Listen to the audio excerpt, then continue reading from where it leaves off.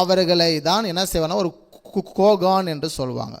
ஒரு கோகான் என்றால் அப்பாவளியிலும் அவங்க ஆசாரியனாக இருக்கணும், அம்மாவளியிலும் ஆசாரியனாக இருக்கணும். அம்மாவளி யாருன்னா ஆரோனுடைய குமார்த்தியாக இருக்கணும். எலிசபெத் யார்? ஆரோனுடைய குமார்த்தி. ஆரோன் குமார்த்தினா அந்த ஆரோனிலிருந்து எங்குமே என்ன செய்வார், இடையில் வேறொரு எந்த கோத்திரங்களும் திருமணம் செய்திருக்க கூடாது. அப்படி செய்யாதிருந்தால்தான் அவர்களை என்ன சொல்லுவாங்கன்னா இந்த இந்த வந்து ஒரு கோகான் என்று சொல்லுவாங்க. அந்த கோகான் என்றால் ஒரு நபரை குறிக்கிறது. கோகானியம் அப்படின்னா ஒரு குழுவினரை குறிக்கிறது.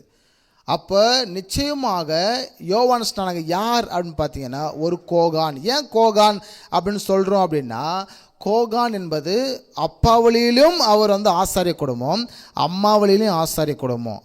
அதாவது ஆரோனிலிருந்து நான் சொல்லிட்டு இருக்கேன், ஆரோனிலிருந்து யோவான் ஸ்நானகர் வரை அவங்க அம்மா வழியில் எங்கேயுமே பிசுறு இல்லை. வேறு எந்த கோத்திரத்துக்கும் பொன் கொடுத்து பொண்ணு எடுக்கலை.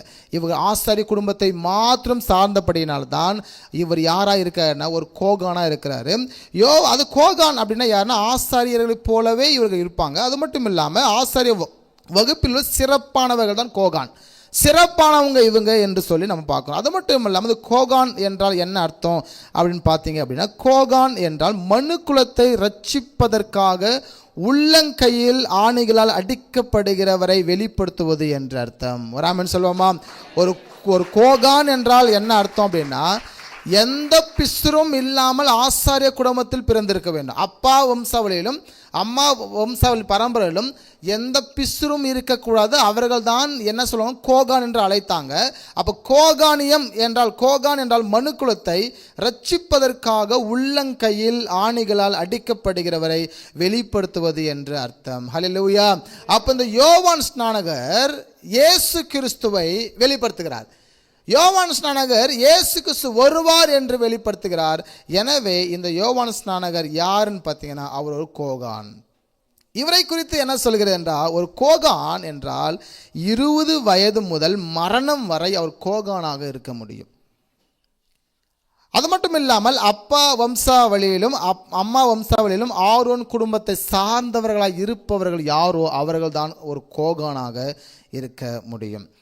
100% ஆரோன் வம்சாவளியில் இருக்க வேண்டும். 2 பேருமே, அப்பா அம்மா 2 பேருமே. எங்கேயாவது இடையில் ஒரு ஆள் பிசுறு இருக்கும். ஏசாய காலத்தில், ஏமியா காலத்தில் ஒரு ஆள் பிசுறு இருந்திருக்கும். உள்ளே யாராவது வந்து வேறு கோத்திரத்தை மேட்ச் பண்ணியிருப்பாங்கன்னா கூட இவர்கள் கோகானாக வாழ முடியாது, கோகானாக இருக்க முடியும். கோகான் என்பது ஒரு பிரதான ஆசாரியத்துவத்திற்கு ஈக்குவலான ஒரு போஸ்டிங், ஒரு பொசிஷன், ஒரு அதிகாரம் வந்து அவங்களுக்கு இருந்தது.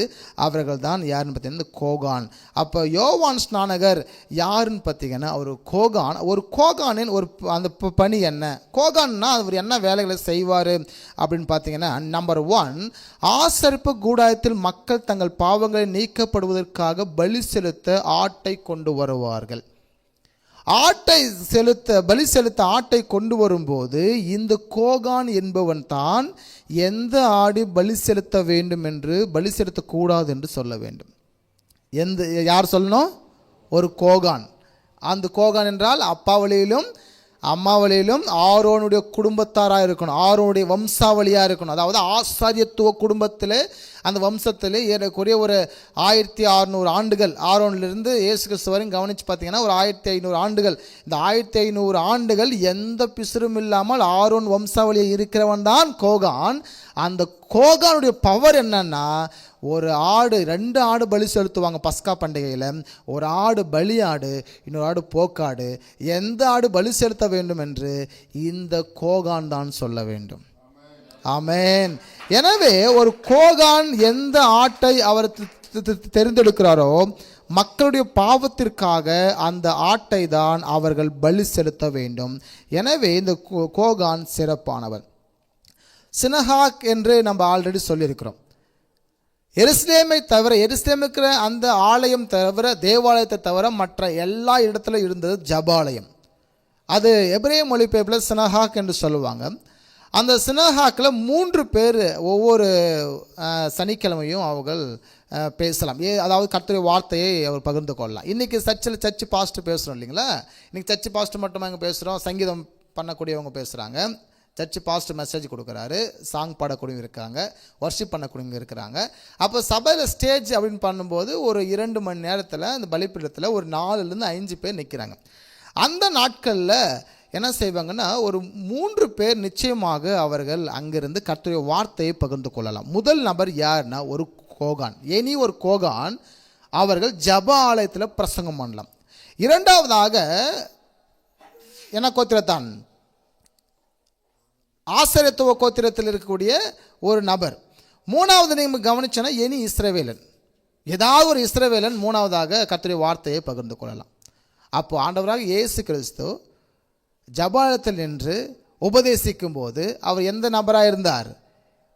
ஒரு இஸ்ரவேலனாக இருந்து அந்த நாட்கள் வரும்போது இஸ்ரவேலன் என்றதான மூன்றாவதாக ஒருத்தர் கர்த்தருடைய வார்த்தை பகிர்ந்து கொள்ளும் என்று சொல்லும்போது அப்பொழுது அவர்கள் நியாயப்பிரமாணத்தை போதிப்பதற்கு இயேசு கிறிஸ்து வாய்ப்பு கொடுக்குறாங்க. மூணாவதாக அவர் தான் அப்பொழுது எழுந்து ஏசாயா புத்தகத்தை மேற்கோள் காட்டி இந்த மெஸ்ஸியா வந்தாயிற்று, இந்த வாக்குத்தத்தம் நிறைவேற்றி ஆயிற்று என்று சொல்லி ஜபாலத்திலும் முதல் அவர் பிரசங்கிக்கிறார். எனவே இந்த சினகாக்கில் 3 பேர் அவர்கள் வசனத்தை வாசிக்க முடியும், போதிக்க முடியும். அந்த 3 பேரில் ஒரு நபர் தான் இந்த யோவான் ஸ்நானகர் வம்சாவளியை சார்ந்தவர், இந்த கோகானியர்கள் என்று சொல்லலாம். கோகான் சபைக்குள்ளும் வேலை செய்வார்கள், சபையை விட்டு வெளியிலும் கர்த்தருடைய வார்த்தையை சொல்வார்கள். அது மட்டும் இல்லாமல் இங்கே பிரதான ஆசாரியர்கள் என்னென்ன செய்வார்களோ அவைகள் எல்லாவற்றையும் இந்த கோகானியர்கள் செய்வார்கள். எல்லாமே செய்வாங்க. அவர்கள் என்னெல்லாம் செய்வாங்களோ, பிரதான ஆசாரியன் சபைக்குள்ளே மட்டும்தான் வேலை செய்ய முடியும். இந்த கோகானியர்கள் சபைக்கு வெளியேவும் போய் வேலை செய்ய முடியும். சபைக்கு உள்ளவும் இந்த கோகானியர்கள் வேலை செய்யலாம், வெளியவும் வேலை செய்யலாம். ஆனால் இந்த பிரதான ஆசாரியர்கள் சபைக்கு உள்ளார மாத்திரம்தான் வேலை செய்ய முடியும். அது மட்டும் இல்லாமல் என்னாகும் 6ஆம் அதிகாரம் 23 27 வரை வாசிக்கும் போது இங்கே ஆரோனுடைய ஆசீர்வாதம் என்று சொல்வார்கள். இந்த ஆசீர்வாதத்தை ஒரு கோகான் தான் சொல்ல வேண்டும் என்று பின்காலத்திலே அறிவிக்கப்பட்டது. முதல் ஆண்டவர் ஆரோனுக்கு சொல்லுங்க, ஆரோனின் ஆசீர்வாதம் என்று சொல்லுவாங்க. ஆரோன் யாரையெல்லாம் பிளஸ் பண்றாரோ அவர்கள் எல்லோருக்கும் இந்த ரெஃபரன்ஸ் சொல்லிதான் இந்த என்னாகும் 6ஆம் அதிகாரத்தில் இருக்கிறதான 23 27 வரை இருக்கிறதான இந்த வசனத்தை சொல்லிதான் அவர்களை ஆசீர்வதிக்கணும் என்று சொல்லி ஆரோனுக்கு ஆண்டவர் சொல்லி கொடுத்தது.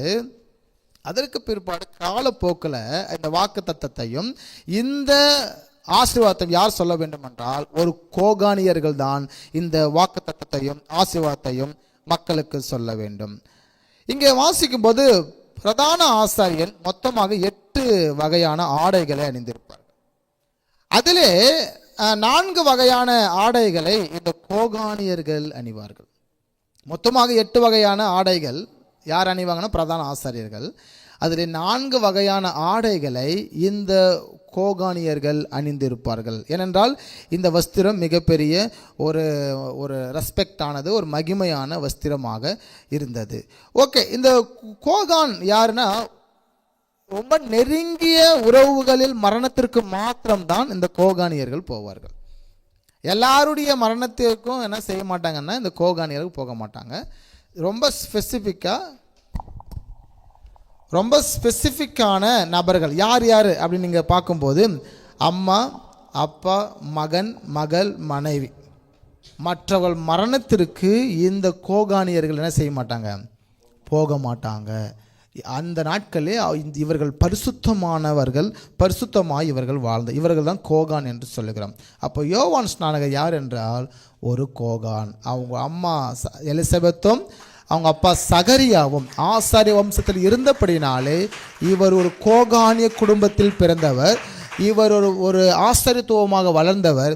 எனவே இவர் கோகானாக இருக்கிறார் யோவான் ஸ்நானகர்.